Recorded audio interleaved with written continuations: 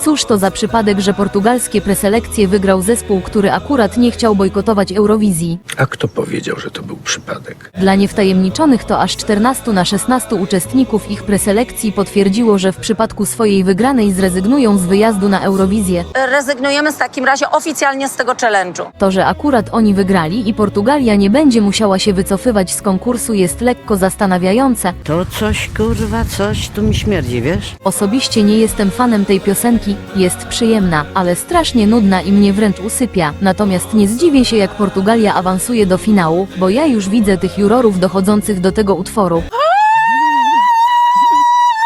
A co wy myślicie o tej całej sytuacji? Dajcie znać w komentarzach. Standardowo na koniec zapraszam wszystkich na mój serwer Discord, gdzie rozmawiamy o Eurowizji, ale nie tylko. Link znajdziecie na moim profilu w bio. És a rosa mais bonita que brotou no